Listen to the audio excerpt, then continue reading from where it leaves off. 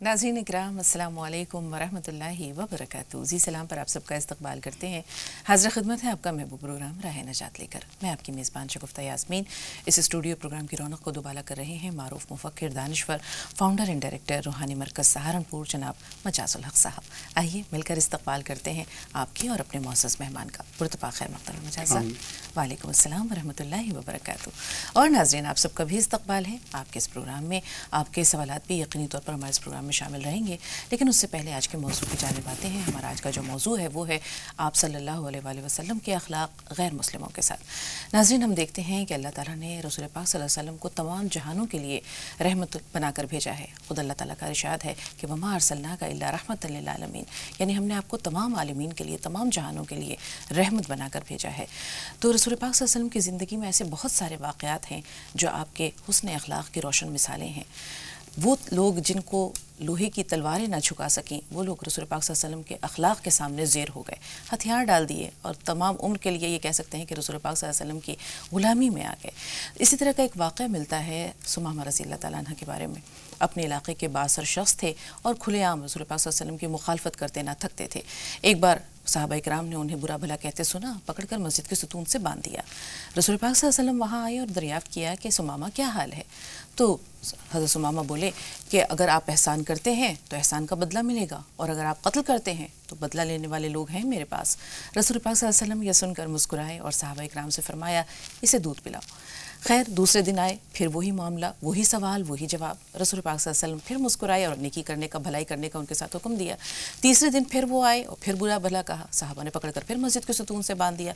रसूल पाक सल्लल्लाहु अलैहि वसल्लम ने उनसे पूछा, वही सवाल, वही जवाब मिला। रसूल पाक ने कहा सहाबा इकराम से कि इन्हें आज़ाद कर दो, छोड़ दो।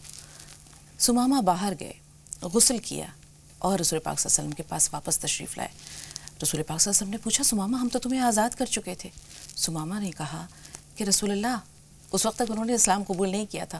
उन्होंने रसूल पाक का नाम लेकर कहा कि आपने मुझे आज़ाद कहाँ किया, आपने तो मुझे उम्र भर की ग़ुलामी में ले लिया है और मुझे कलमा पढ़ाइए, मैं मुसलमान होना चाहता हूँ। और हज़रत सुमामा जो है वो कलमा पढ़कर मुसलमान हो गए। तो ये तो एक मिसाल है, ऐसी लातादाद बेशुमार मिसालें हैं जो तारीख़ की किताबों में भरी पड़ी हैं। आइए मजाज साहब के पास चलते हैं और रसूल पाक सल्लल्लाहु अलैहि वसल्लम के अखलाक गैर मुस्लिमों के साथ कैसे थे, आपसे जानना चाहेंगे मजाज साहब। अल्हम्दुलिल्लाहि रब्बिल आलमीन वस्सलातु वस्सलामु अला रसूलिल करीम व अला आलिहि व अस्हाबिहि अजमईन अम्मा बाद। औज़ु बिल्लाहि मिनश शैतानिर रजीम बिस्मिल्लाहिर रहमानिर रहीम। रब्बि इश्रह ली सदरी वयस्सिर ली अमरी वाहलुल उक़दतम मिन लिसानी यफ़क़हू क़ौली। असल में जो आपने आयत पढ़ी है उसमें कुरान में अल्लाह रब्बुल इज़्ज़त ने यही बात कही है कि अल्लाह के रसूल सल्लल्लाहु अलैहि वसल्लम तमाम आलमों के लिए रहमत थे। जहाँ जहाँ अल्लाह रब्बुल आलमीन है वहाँ वहाँ हुज़ूर सल्लल्लाहु अलैहि वसल्लम रहमतुल लिल आलमीन है। तो मैं शुरुआत करता हूँ। सूरह मुम्तहना है कुरान में, एक 28वें पारे में शुरू में 60 नंबर सूरत है, उसकी 8 नंबर आयत में अल्लाह रब्बुल इज़्ज़त ने ये बात कही है कि जिन लोगों ने दीन के बारे में तुमसे लड़ाई नहीं लड़ी, जिन गैर मुस्लिमों ने, और तुम्हें जिला वतन नहीं किया, उनके साथ भला सलूक, एहसान और भले बर्ताव से अल्लाह तुम्हें नहीं रोकता। हमारे यहाँ जो मुआशरे में हर हाल में मुखालफत की बात की जाती है, वो लोग इस आयत पर ध्यान दें। हालांकि उससे अगली आयत में ये भी कहा है कि अल्लाह तुम्हें सिर्फ उनकी मोहब्बत से रोकता है जिन्होंने दीन के बारे में लड़ाइयाँ लड़ी, तुम्हें घरों से और वतन से निकलवाया या उनकी मदद की। तो जो लोग भले मानुस हैं, सीधे साधे, मतलब मोहब्बत वाले लोग हैं, वो गैर मुस्लिमों में, चाहे हिंदुओं में हों, ईसाइयों में हों, यहूदियों में हों, मतलब हमें अल्लाह उनसे नहीं रोकता कि हम उनसे अच्छा बर्ताव, दोस्ती का बर्ताव रखें।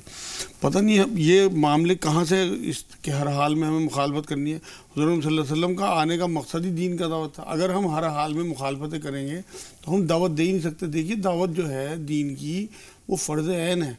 इस उम्मत को बर्पा इसलिए किया गया है।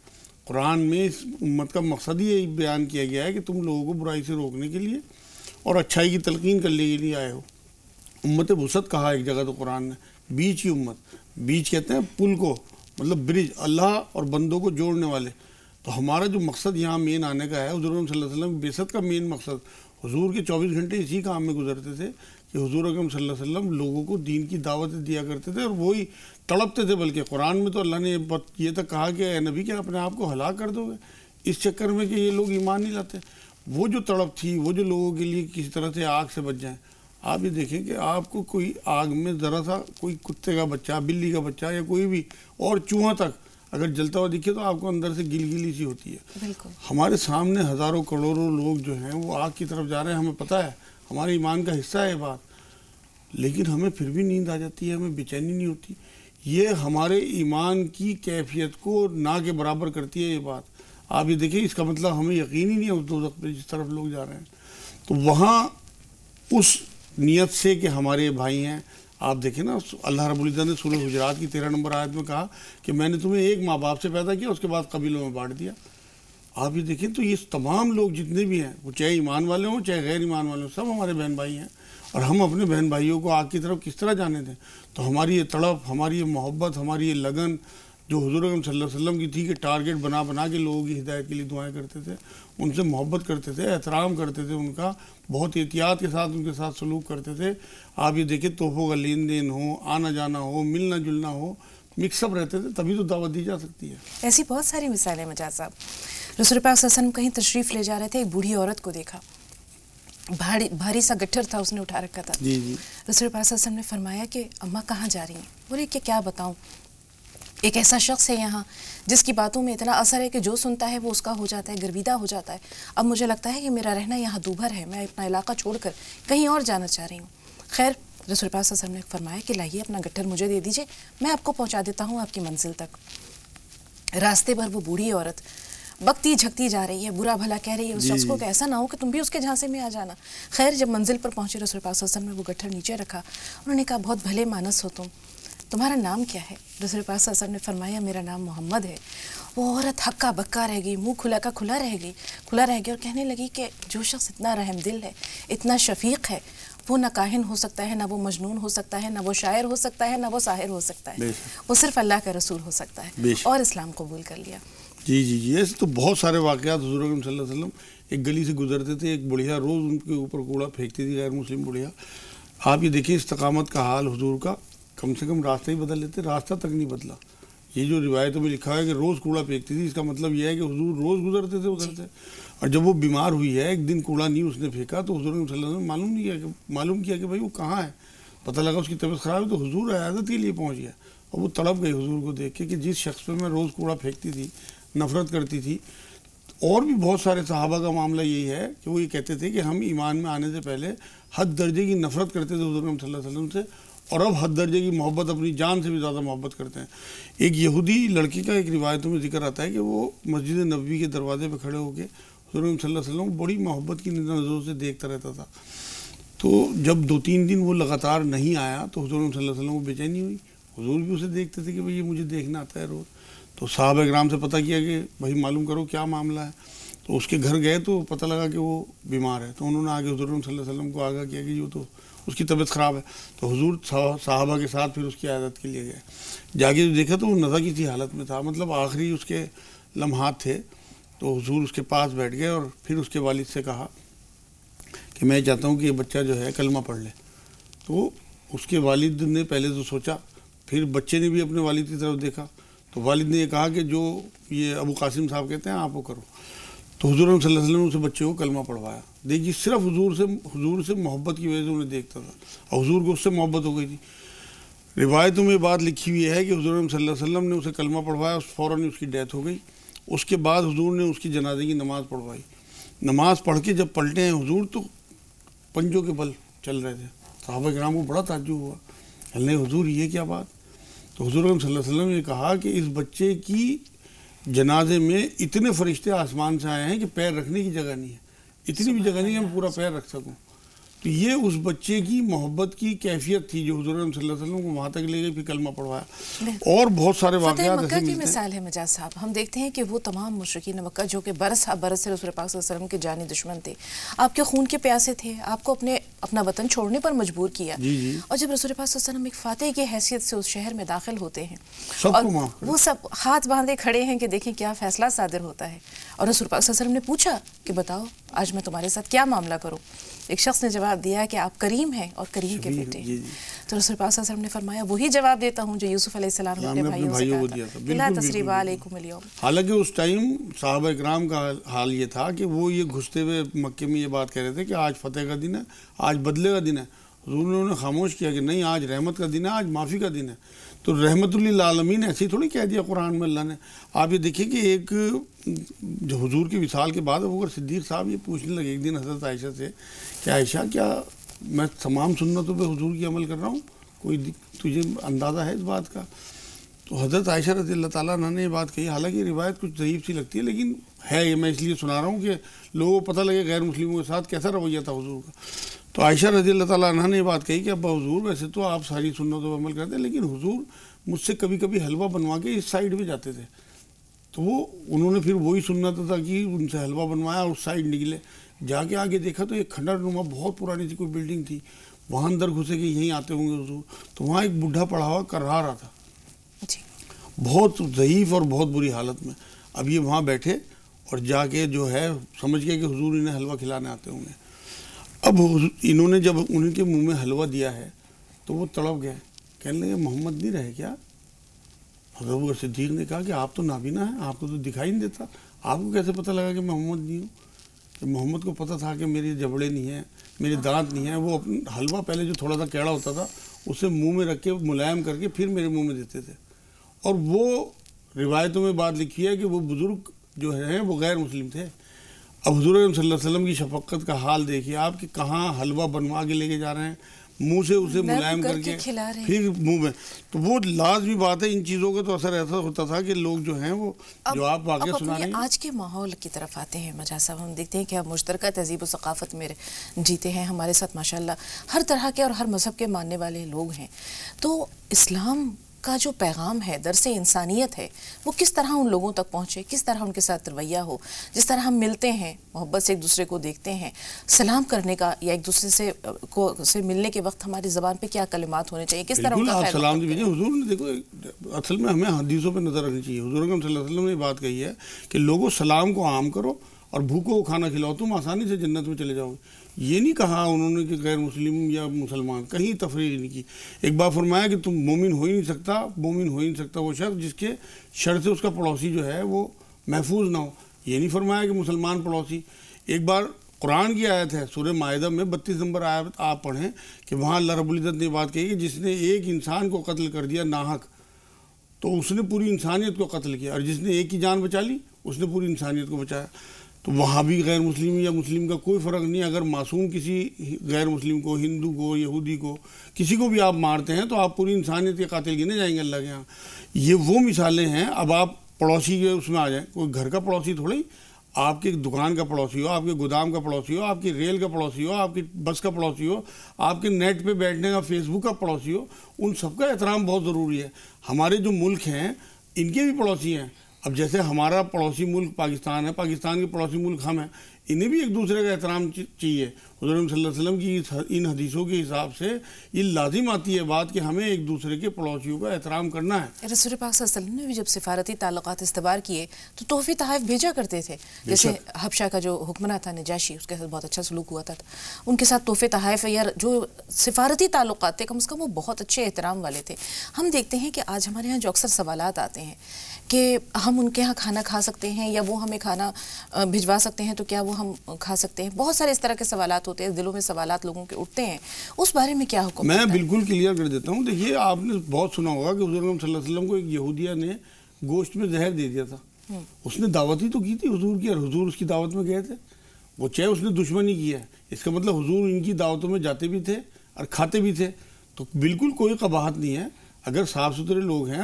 جو دین بتاتا ہے جس طرح سے آپ کو جن چیزوں سے روکا گیا ہے, مان لو جھٹکے کا گوشت ہے آپ نہ کھاؤ, کوئی حرام چیز ہے آپ نہ کھاؤ, لیکن جو حلال چیزیں ہیں, طیب چیزیں ہیں, اگر آپ ان سے دوری بنا کے رکھیں گے پھر آپ دین کی دعوت کیسے دے پائیں گے؟ پھر دلوں میں دوری, محبت ختم ہو جائے گی.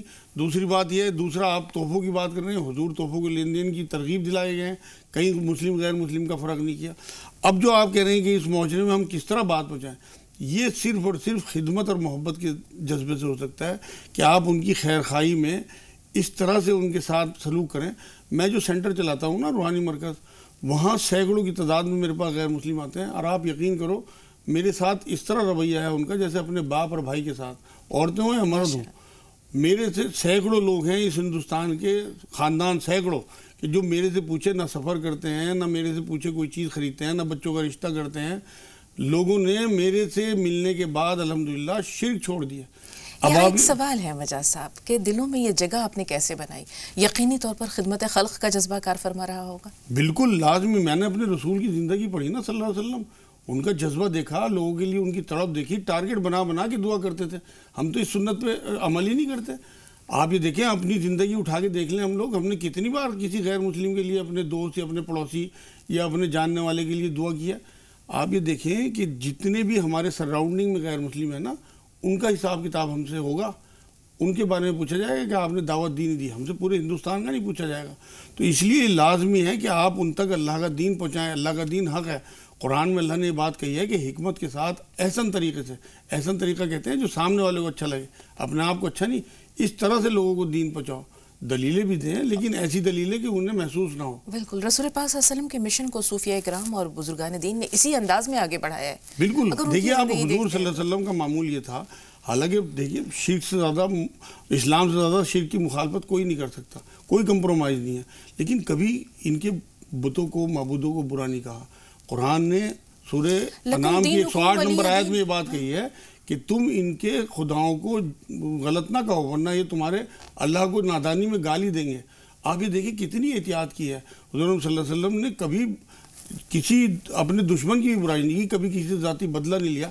ابو جہل اور ابو لہب کا نام آپ نے سنا ہوگا, کتنے بڑے دشمن تھے, حضور نے انہیں بھی کبھی برا نہیں کہا, کبھی لعن طعن نہیں کی, کبھی ان کے لیے بد دعائیں نہیں کی.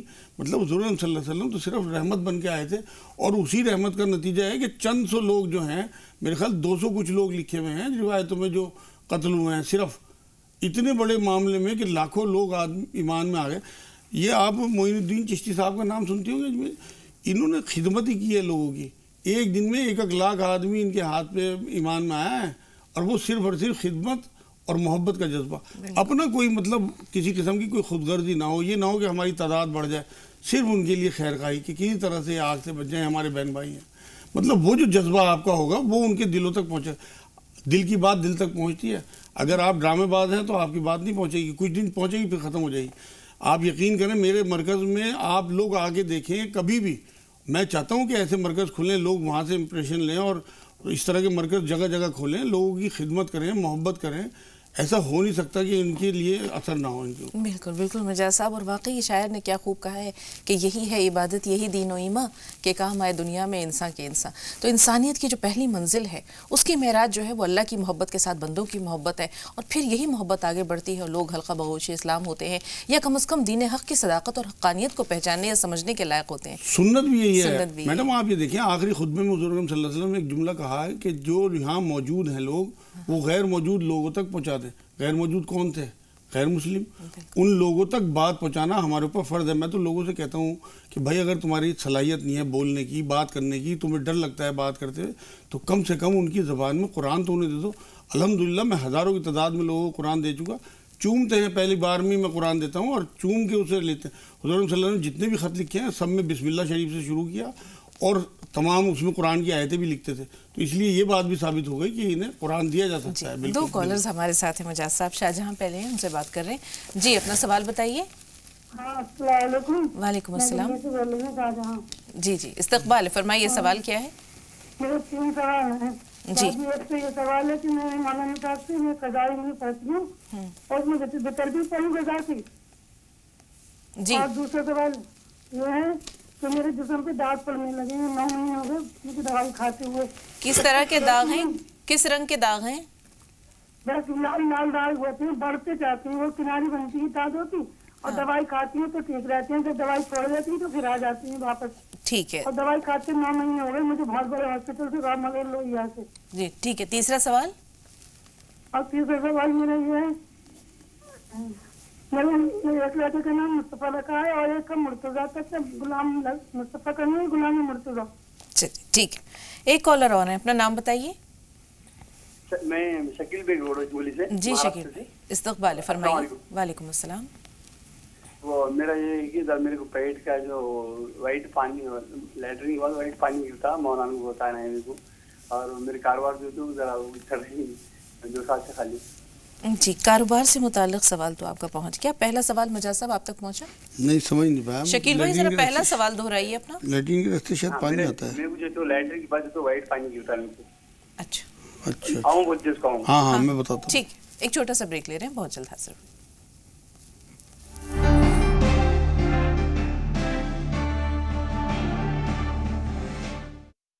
ناظرین، وقفے کے بعد ایک بار پھر آپ سب کا خیر مقدم ہے. اور اس سے پہلے کہ آج کے سوالات کی جانب بڑھیں، ایک سوال جو کل ہمارے پاس محفوظ ہے.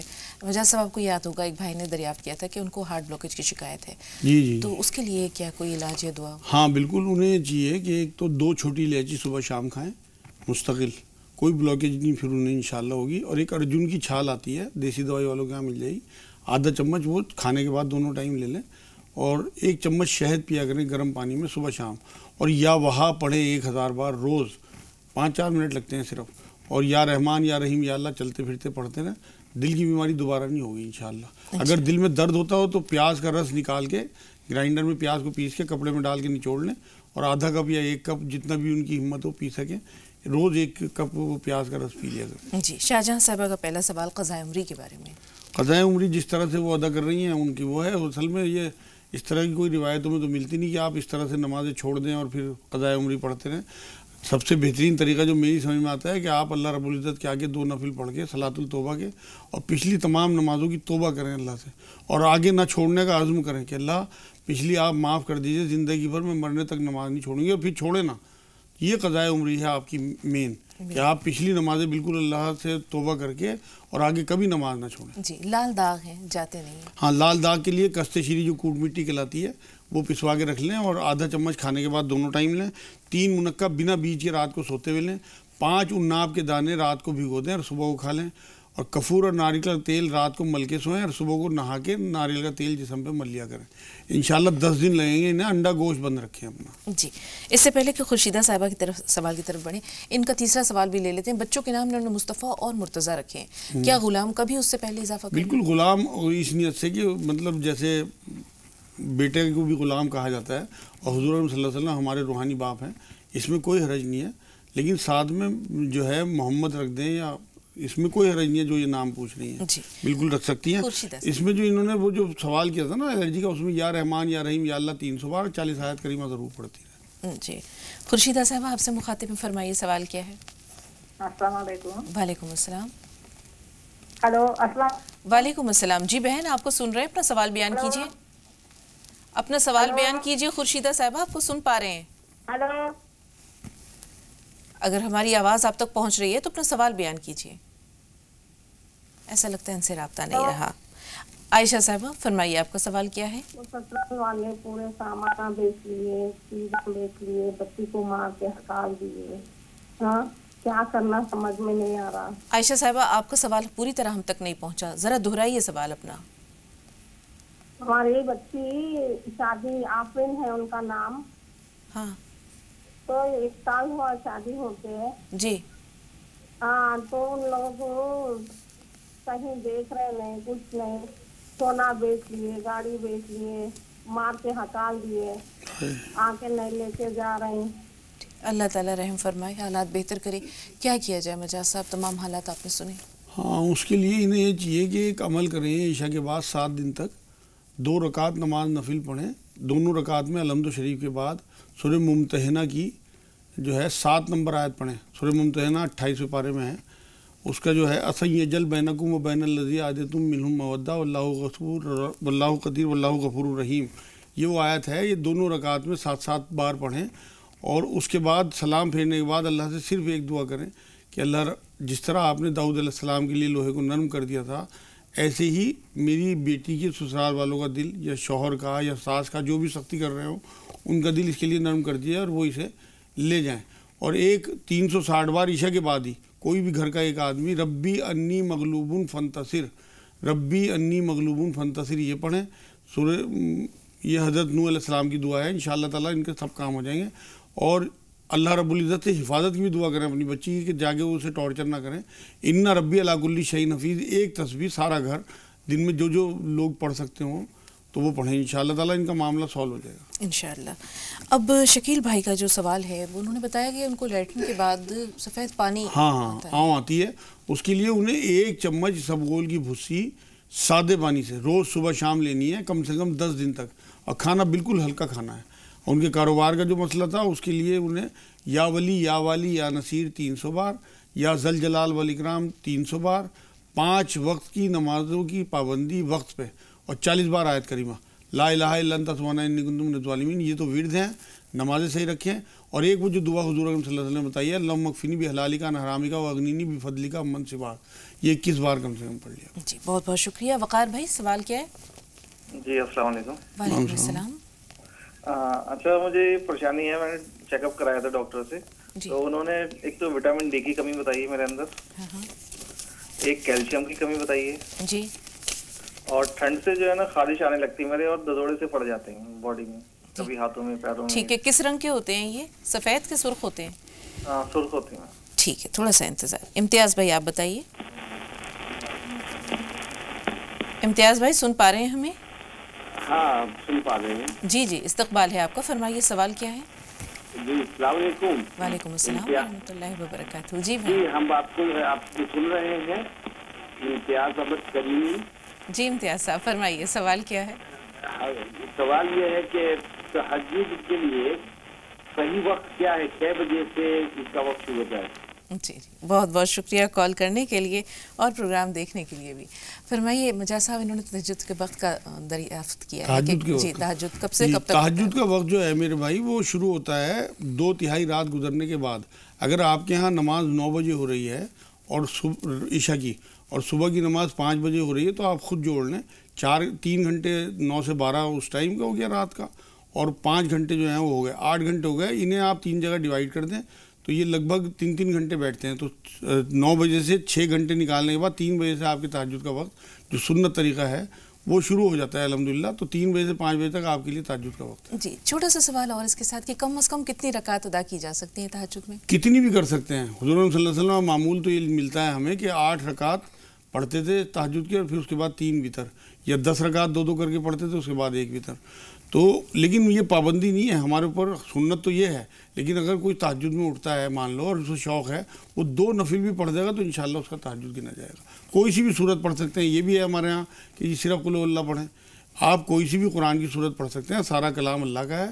اور 2 رکعت کتنی بھی لمبی کتنی بھی چھوٹی، لیکن آپ حضور اکرم صلی اللہ علیہ وسلم کی سنت کو آپ ادا کر رہے ہیں، یہ بہت بڑی بات ہے الحمدللہ. جی بہت بہت شکریہ.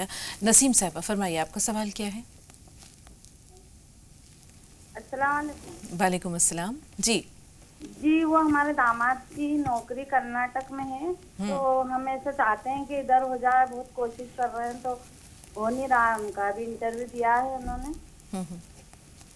ٹھیک ہے تھوڑا سا انتظار. ایک ہمارے جیٹ کے کمر میں بہت درد رہتا ہے، بہت علاج کروا لیا انہوں نے، نرس دبی بھی بتائی ہے. ایک ٹانگ میں درد جاتا ہے؟ درد ایک ٹانگ میں جاتا ہے؟ جی ٹھیک ہے تھوڑا سا انتظار. خورشیدہ صاحب آپ بتائیے آپ کا سوال کیا ہے؟ السلام علیکم. وعلیکم السلام. میرا کمر میں کے منکے چلتے تھے اور نس بلاک ہے. میں نے دوائی بہت ساری کی. کمر میں کیا ہے؟ کمر میں درد ہے، نس بلاک ہے شاید. اچھا جی اس کے علاوہ بھی کوئی سوال ہے خورشیدہ صاحبہ؟ ٹھیک ہے ایک اور چھوٹا سا بریک لے رہے ہیں ناظرین، بہت جلد حاضر ہوں.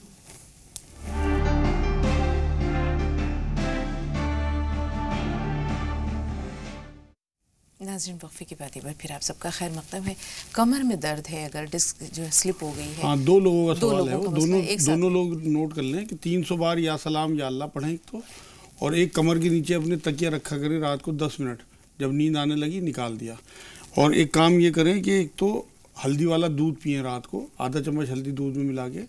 اور ایک ڈاک کی کنی آتی ہے، نوٹ کر لیں ڈاک کی کنی، وہ دانے دانے سے ہوں گے، تھوڑا سا انہیں بھگو کے اور اس کے بعد انہیں گرم سرسوں کے تیل میں ملا کے وہ اپنے کولے پہ لگائیں جہاں سے درد شروع ہوتا ہے.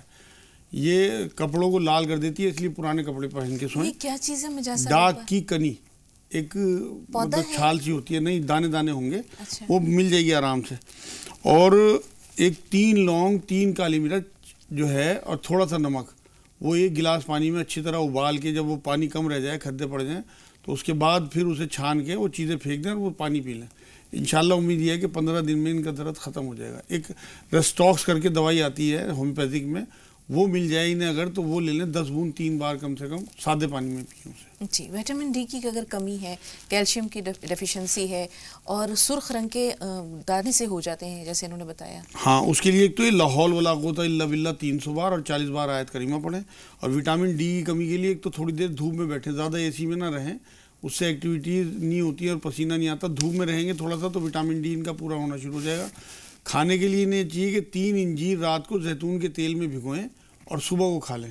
اور ہلدی والا دودھ یہ پی نہیں سکتے کیونکہ انہیں دھوپ میں الرجی ہوتی ہے، مطلب یہ الرجی بھی انہوں نے شاید لکھوائی ہے. تو یہ کریں ہلدی والا دودھ تو نہ پئیں، بلکہ کستے شیری جو کوٹ مٹی کہلاتی ہے، مہندی پتہ اور کلونجی برابر مقدار میں پسوا کے رکھ لیں اور آدھا چمچ کھانے کے بعد دونوں ٹائم لیں. اور تیسرے نہانے کے بعد ناریل کا تیل ملا کریں جس سے جو انہیں سرخی سی آتی ہے جسم پہ وہ ختم ہو جائے گی انشاءاللہ. نمازوں کی پابندی رکھیں. 2 کالرز اور ہیں. نکھت آپ بتائیے آپ کا سوال کیا ہے؟ ہیلو جی نکھت صاحبہ فرمائیے. جی میں یہ بول رہی ہوں میم کہ مجھے لیکوریا کی شکایت ہے. میں دوا کوئی بھی کھاتی ہوں نا تو مجھے مطلب وہ دوا کھاتے کھاتے مجھے دوسری پریشانی ہو جاتی ہے، پھر میں وہ دوا چلانے لگتی ہوں تو اس وجہ سے میرا دوائی پوری نہیں ہو پاتی اور وہ بیماری ختم ہوتی ہے. اور ایک سوال ہمارا یہ ہے میم کہ مطلب اگر نماز پڑھیں گے 2 رکعت نماز نفل پڑھ کے مطلب ہم دعا کرتے ہیں کہ مطلب ہمارا قضا پورا ہو جائے تو پھر پیریڈ میں جو نماز چھوٹتی ہے اسے کیسے کروں؟ یہ سوال پوری طرح پہنچا مجاز صاحب آپ تک؟ نہیں پہنچا. نکھت صاحبہ یہ سوال دہرائیے. آپ نے کہا 2 رکعت نماز ادا کی. جی مطلب نفل نماز میں پڑھ کے 2 رکعت اور دعا کرتی ہوں کہ مطلب قضا نماز ہمارا اللہ تعالیٰ معاف کر دے، اور جو ہماری پیریڈ نماز چھوٹتی ہے اسے کیسے ادا کروں؟ ٹھیک ہے. جی آپ نکھت کے نام کا مطلب بتا دیجیے گا. 2 سوال کافی ہیں کیونکہ تبسم صاحبہ فون لائن پہ موجود ہیں. جی بتائیے تبسم صاحب آپ کا سوال کیا ہے؟ السلام علیکم. وعلیکم السلام. جی میں یہ جاننا چاہتی تھی آج جو موضوع ہے اس کے حساب سے تو ہم تو غیر مسلموں سے آنا جانا ملنا جلنا کہتے ہیں لیکن دین کی دعوت کیسے دے اس بات کو ہمارے لیے بولنا بھی بہت بڑی بات معلوم ہوتی ہے. دوسری بات یہ کہ آج مسلمان ہی ہمارے پڑوسی یا ہمارے ایک ہی آنگن میں رہنے والے لوگ کیسے ہو گئے ہیں اتنا تکبر. اگر میں سوچتی ہوں کہ چلو شریعت ہمارا کہتا ہے کہ ہم ملے ہم جائیں لیکن ہم کتنی بار کوشش کر سکتے ہیں. ہم بہت اچھا سوال ہے. کبھی سلام کر دیا، کسی سے مسکرا لیا، کچھ بات پوچھ لیا، لیکن جب ہم بات کریں تبھی بات ہوتی ہے، نہیں تو کبھی بات بھی نہیں کرتے. پڑوسی کے گھر سب اپنے آپ تکبر میں رہتے ہیں، ہم گھر مکان والے ہیں، ہم یہ ہے وہ ہے، نہیں ملتے وہ لوگوں سے. آنے کی دعوت ضرور دیتے ہیں لیکن ملتے نہیں. اور کتنی بار کسی کے پاس جائیے گا آپ کا اپنا بھی ہلکا پن ہوتا ہے جب وہ آپ کے پاس نہیں آتا تھا. بہت اچھا سوال ہے اور آج کے موضوع کے تعلق سے اس پہ بھی گفتگو ہونی چاہیے تھی لیکن چونکہ وقت کم تھا مجاز صاحب اس لیے ہم سے نہیں لے پائے. جی اصل میں انہیں چاہیے کہ دین کی دعوت اگر انہیں لگتا ہے ڈر لگتا ہے کوئی تو حوصلہ رکھیں، درود شریف پڑھ کے اپنا کام شروع کریں. جو بھی ان کے متعلقین غیر مسلم ہیں ان سے بالکل بات کریں اور ان سے محبت بھی کریں. ایسی کوئی وہ نہیں ہے، میں نے بتا دی سورہ ممتحنہ میں اللہ نے کہا کہ نہیں روکتا اللہ پاک ایسے لوگوں سے جو سلیم فطرت لوگ ہوں. تو اس کے لیے انہیں چاہیے کہ کم سے کم اگر یہ کچھ بھی نہیں کر سکتی تو ہندی اور انگلش میں جو انہیں زبان آتی ہے اس میں قرآن انہیں تحفتاً پیش کر دیں تو کم سے کم ان کا یہ معاملہ پورا ہو جائے گا. دوسرے جن کی حضرات کی بات کر رہے ہیں پڑوسی جن میں تکبر ہے، قرآن میں اللہ رب العزت نے حامیم سجدہ کی 34 نمبر آیت میں کہا ہے کہ تم اگر برائی کو اچھائی سے ٹالو گے تو تم کچھ دیکھو گے کچھ دنوں میں تمہارے دشمن بھی تمہارے دوست ہو جائیں گے. تو یہ اپنی بدلہ اچھائی سے دیتے رہیں، یہ اپنا جانا بند نہ کریں، سلام کرنا بند نہ کریں، وہ چاہے جواب دیں یا نہ دیں. ایک حدیث ملتی ہے حدیث قدسی کہ اللہ یہ کہتا ہے کہ جسے دین کی وجہ سے یہاں کچھ بے عزتی ملے تو وہ بے فکر رہے کہ میں سب کے سامنے وہاں آخرت میں اسے عزتیں دوں گا انشاءاللہ. تو یہ اپنی اس عزت پہ نظر رکھیں، یہاں کی بے عزتی پہ نظر نہ رکھیں. یہ انشاءاللہ تعالیٰ یا رحمان یا رحیم یا اللہ 300 بار اور 2 نفل پڑھ کے جایا کریں. جب بھی ان کے پڑوسیوں کے گھر کچھ اپنا کھانا پینا کچھ بھی اچھی چیز پکائیں وہ بھیج دی، وہ بھیجیں یا نہ بھیجیں، بدلے کا وہ نہ رکھیں کہ وہ ہمیں سے کیا. یہاں ایک چھوٹا سا واقعہ یاد آ رہا ہے بہت اختصار کے ساتھ مجاز صاحب کہ ایک شخص نے دیکھا کہ ایک بزرگ جو ہیں درویش سے وہ دریا پار کر رہے ہیں یا نہر پار کر رہے ہیں اور ایک ان کا ہاتھ ہے جو اس طرح ہے، انہوں نے اٹھا رکھا ہے ہاتھ میں کوئی شے اور ہر تھوڑی دیر بعد ان کا چہرہ جو ہے وہ متغیر ہوتا ہے، سرخ ہو جاتا ہے.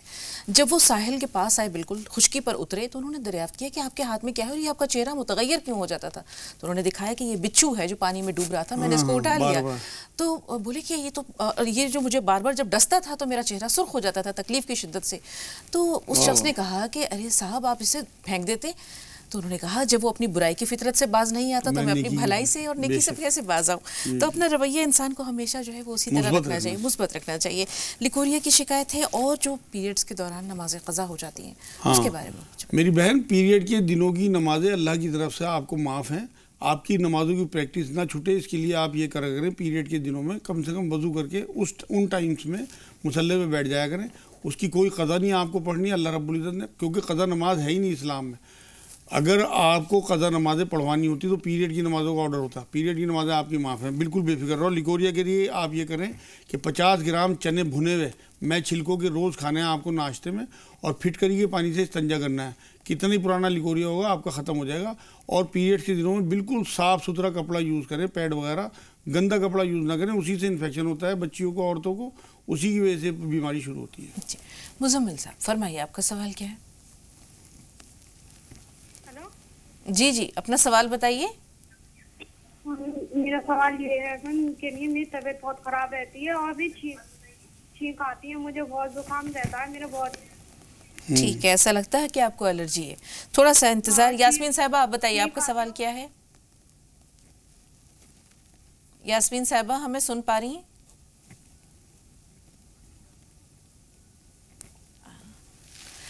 یہی سوال ہم تک پہنچا, دوسرا کالر جو ہے وہ انتظار نہیں کر سکے. جی بتائیے. ایک تو یہ کریں کہ ایک کھجور میں سے گٹھلی نکال کے 5 کالی مرچ رکھیں, اس میں رات کو چبا لیا کریں روز, چھینکیں آنی بند ہو جائیں گی انشاءاللہ.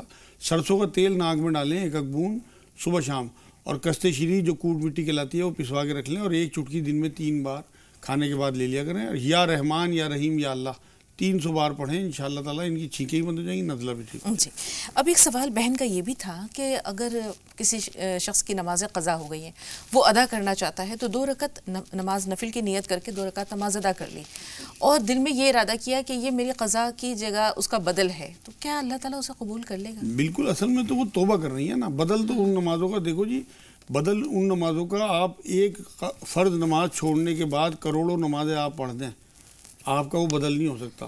تو اس کا بہترین طریقہ جو ہے وہ اللہ رب العزت کو راضی کرنا ہے توبہ کے ذریعے.